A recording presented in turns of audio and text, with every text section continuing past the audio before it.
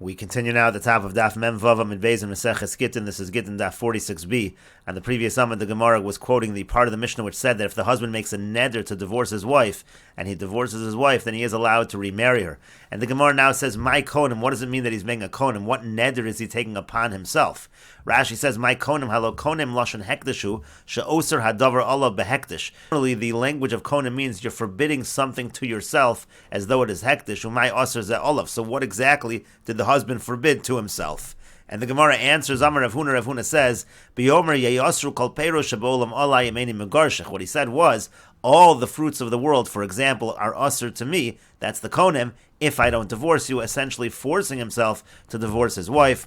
Rashi says, B'yomer yosru v'achikamar konim peiros olai yemeni megarshech. Again, he says, these fruits are konim to me, they are usher to me if I do not divorce you. And the Gemara continues at the two dots. The Mishnah said, "V'tiru lo sheyachzirena," that he's allowed to. In that case, he was allowed to remarry her. And the Gemara says, "Pshita, isn't that obvious? Why should he not be allowed to remarry her in a case where he divorced her because he made a neder to divorce her?" And the Gemara says, "No, Ma'u detema. What might you have said? Ligzor mishum de Rabbi Nosson. Maybe we should make a gezerah, not let him remarry her because of what Rabbi Nosson said. The Tanya, because it was taught in the Brayso. Rabbi Nosson says, Hanoder ki'ilu bana bama. If someone makes a neder, it's as if he built a bama. V'hamekayim, when someone who fulfills the neder, ki'ilu hikriv, a carbon, it's like he brought a carbon on the bama. Kamash malan. So it seems like he did something wrong just by making a neder, and therefore maybe he should be punished, so to speak, for that reason. We say that is not the case. Rashi says, but bama b'shas iser bamos. Obviously, it's a bad thing. It's as if he built a bama at the time when bamos are not allowed. V'hamekayim v'lo nishal olav l'chacham latiro means if somebody fulfilled the neder instead of getting it undone by a chacham, ki'ilu hikriv carbon al habama. It's as if he brought a carbon on the bama. V'gamar avono shalim. He fully sinned. L'fi shal yedei kein hu margil atzmo ben adarm. And the point is, he's bringing himself, accustoming himself to making the dharm, which we don't like. Maybe we should find this individual and say he can't remarry her, and that's what the Mishnah is teaching us, that we do not apply such a knas. And the Gemara continues at the two dots. The Mishnah said at the end, "Mimnei tikun ha'olam." This is for the betterment of the world. The Gemara says, "My tikun ha'olam ika." What betterment of the world is there by allowing the husband to remarry his wife if he divorces her when he made a neder to divorce her? That has nothing to do with tikun olam.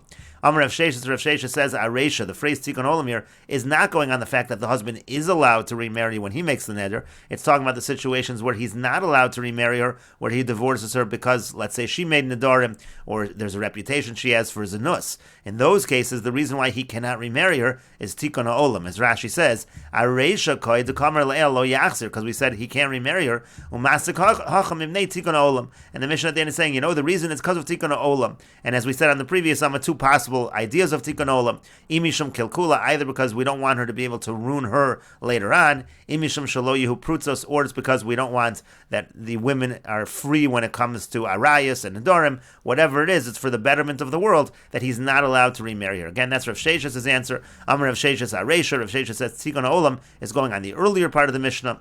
Ravino Amar Liolam Aseifa. Ravina says no, it's going on the end of the Mishnah, on the case where the husband is allowed to remarry his wife when he divorces her because of a neder that he made. V'hachi katani, what it means to say is as follows: Ein bazum imnei tikun ha'olam. Here, there's no issue of tikun ha'olam. That's why he is allowed to remarry. Rashi says, Ein bazu hachi kamar v'yitziru lo chacham she'ach zerena mimnei tikun ha'olam shalo nimtza kan lesser, meaning there is no tikun ha'olam reason to say that it should be forbidden, therefore it is permitted for him to remarry her in this case. And the Gemara continues with the Mishnah, Hamotzias ishto misham islandess. If somebody divorces his wife because she is an islandess, meaning to say she's underdeveloped and she cannot have children, Rabbi Yehuda Omer lo yachzer. Rabbi Yehuda says in such a case he's not allowed to remarry her. V'chachamim omrim yachzer, and the chachamim say he is allowed to remarry her. Nisis la'acher, if this woman who was divorced because she was an islandess, if she marries someone else, v'hayu lo abanim heimenu, and then she has children from that second husband, meaning it's clear that she's not an islandess, v'tovas ksubas, and now she's claiming her ksuba, because she's saying, you divorced me, and it turns out I'm not an islandess, I'm entitled to my ksuba now. Amar Rabbi Yehuda says, Omer lo, he can say to her, the husband can say to her, shtikusech yafa midiburech, you're better off being silent and not asking for your ksuba, because if you now speak up and say you're not an islandess, it actually can mess you up even more.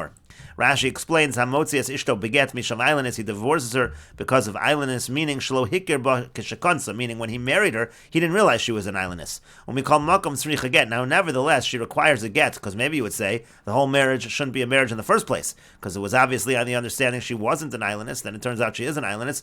Maybe we say it's a kiddushin betos, and she doesn't even need a get. Rashi says, no, she does need a get. De'ein adam osa bi'ilaso bi'ilas. No, so a person doesn't commit an act of relations as an act of znus, ubo'al l'shem kiddushin. It's certain that the relations he had with her was for the sake of kiddushin, so a get is required. So we had a machlokas tanoim in the Mishnah. Rabbi Yehuda Omer lo yachzer. Rabbi Yehuda says in such a case he can't remarry her. Shema tinase v'teled, because what might happen is she's going to get married and maybe she'll have kids. V'yomer, and then he'll say ilu hayisi yodeya shekain. Had I known that you were able to have children, afilu nosenli kof mana, even if they gave me 100 mana lo yisim megarshech, I wouldn't have divorced you. V'ladaz kain gerashticha, and I divorced you with that understanding shem yavo l'chasim manam shachzirecha, that if it turns out that the signs of maturity would develop, I would remarry you. And had I known that you're going to return to me and that you'd be fit to give birth to a child, I would never have divorced you. In other words, he can undo the whole divorce by claiming it was under the false understanding that she was an ailenis. And in order to prevent that, in order to prevent him from later ruining her, therefore we say to him, Kodem Gershon, before the divorce, you should know, if somebody divorces his wife, that is a final decision. He can never remarry her, and that way he can never later claim that the divorce is not a good divorce, because it turned out she's not an ailenis. The Chacham say he is allowed to remarry her later. The Chacham are not concerned that he's going to ruin her. And now she's claiming her ksuba when it turns out she's not an ailenis. Min harishon, she's claiming her ksuba from the first husband. Because he said he divorced her. I'm going to divorce you without a ksuba, because this whole thing was a mekachtos. You're an ailenis. And now it turns out that she didn't mislead him. It turns out that she's not an ailenis. So then he can say to her, it's better that you remain quiet. Because now he could say, had I known I had to give you the ksuba, that I would have to give you the ksuba later, I would have never divorced you, and the divorce in the first place I'm going to now claim is not good. So it's better she be silent and not ask for the ksuba, and therefore not throw any questions into the divorce. And the Gemara says, does our Mishnah mean to say that Rabbi Yehuda is concerned that he might ruin her later on, and the Rabbanan are not concerned? But we see the exact opposite in the previous Mishnah. The Tanan, as we learned in the previous Mishnah, Hamotzias ishto misham shemra lo yachzir umisham neder lo yachzir. The Tanakama, the Rabbanan, they say if a person divorces his wife because of a bad reputation or because she took nedarim, he's not allowed to remarry her. And the understanding was that was because of kilkula, because otherwise he might end up ruining her and claim that it's not a good divorce later on. Rabbi Yehuda says, Kol neder sheyedu bo ram lo yachzir v'shelo yedu bo ram yachzir. Rabbi Yehuda makes a distinction. If it's a neder that she made in public, so that's a serious kind of neder. We want to convince women not to make those kinds of nedarim, so then he can't remarry her. But if it's something she didn't make in public, then he can remarry her. And as we explained in the Mishnah, Rabbi Yehuda is not concerned that he's going to ruin her later on. Rabbi Yehuda is just saying we want to teach women to take these things seriously. Alma Rabbanan chaysh l'kalkula, Rabbi Yehuda lo chaysh l'kalkula. We see that the Rabbanan, they're concerned that he might ruin her later on, and Rabbi Yehuda is not concerned, the exact opposite of our Mishnah. And the Gemara says, Amar Shmuel says, Epoch, just reverse our Mishnah, meaning reverse the opinions in our Mishnah to align them with the earlier Mishnah. But the Gemara says, Vamidiktani Seifa, but from the fact that at the end of our Mishnah it says, Nisis la'achar v'hayu labanim heimenu v'hitovas ksubasa, it says if she marries someone else and she has children with that second husband, and now she wants her ksuba, Amar Rabbi Yehuda says, Omer lo, he says to her, Shtikusei chiyafa midiburech, it's better that you be silent rather than you talk, meaning because if you're going to start talking and asking for your ksuba, then I'll claim the whole divorce is no good and I'm going to ruin you. Mechlad Rabbi Yehuda chayesh l'kalkula. Again, that's a second time in the Mishnah that it sounds like in our Mishnah, Rabbi Yehuda is concerned that he's going to ruin her, and the Gemara says, Hanami Epach, no, that part of the Mishnah reverse as well. That also is not going to be Rabbi Yehuda. But the Gemara continues, Abaye says, Liolam lo sepach. Really, there's no need to reverse things in the Mishnah. For Rabbi Yehuda Bahahi, Savar lo Rabbi Meir. And Rabbi Yehuda, in that case, he holds like Rabbi Meir, Visavar lo Rabbi Lazar, and he also holds like Rabbi Lazar, and the Gemara explains. But Sarich Savar lo Rabbi Lazar. B'she'enot Sarich Savar lo Rabbi Meir. In the case where he needs to go to a Chacham, or where she needs to go to a Chacham to undo the neder, there he holds like Rabbi Lazar, and in the case where that's not needed, he holds like Rabbi Meir.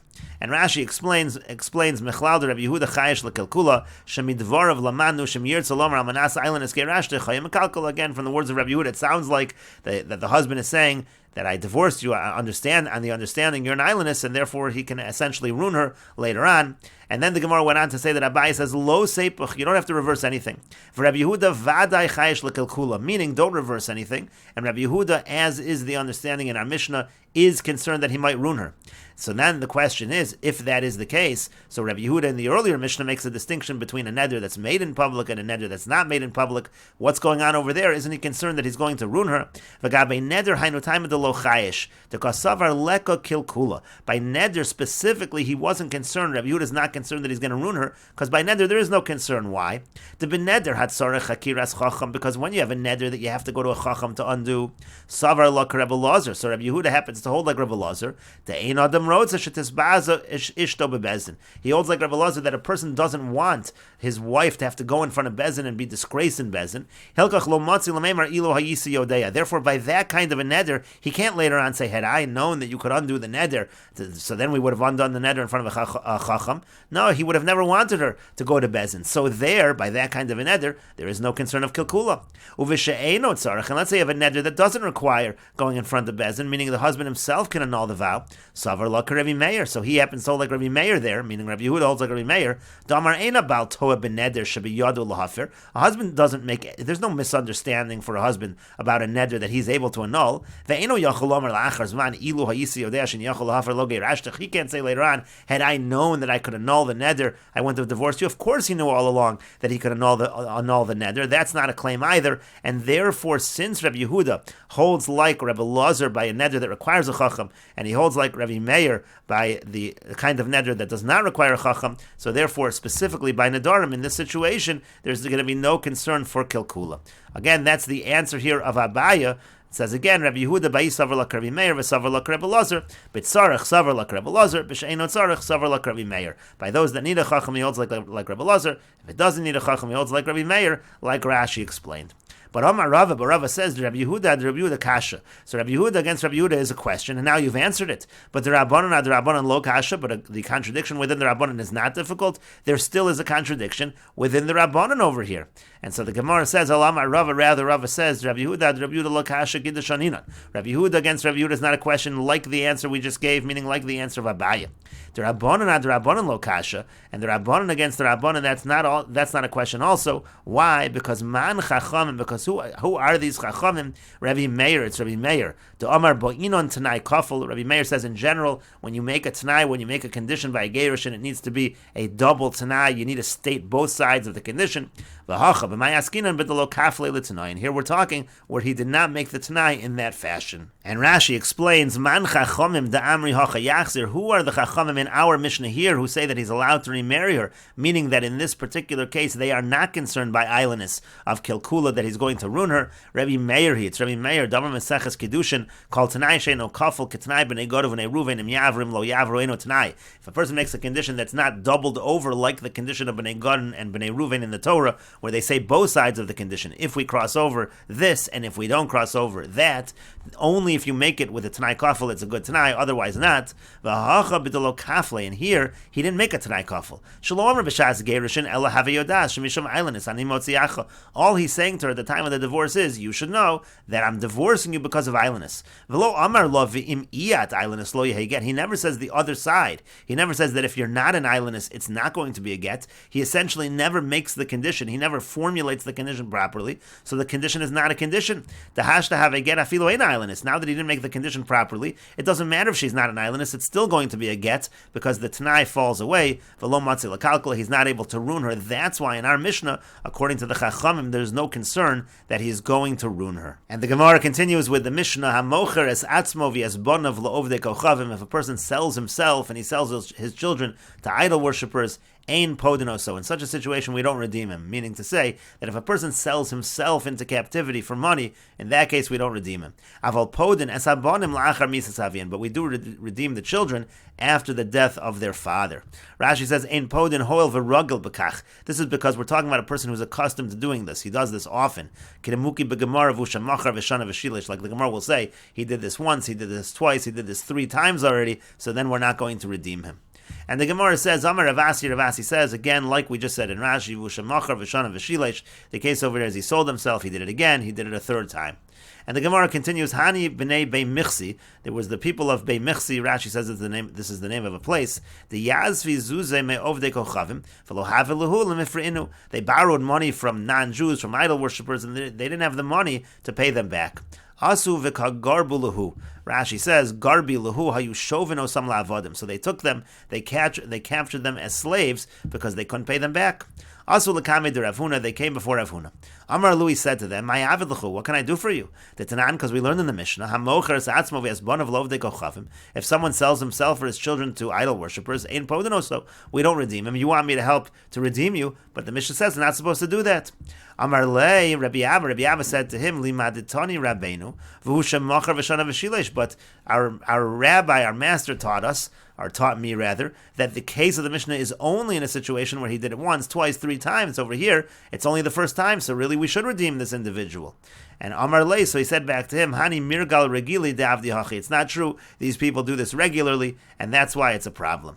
And the Gemara continues, how Gavra de Zav Nafshi Leludoi. There was an individual who sold himself to the Ludoim. Rashi says, Leludoi Uma She'ochlim B'nei Adam. This is people, the Ludoim are people that they eat other people. Asa Lakame de Rabbi Ami. He came before Rabbi Ami. Amar Le, he said to him, and we will continue with this discussion in the next video on Daf Mem Zayin Amid Aleph.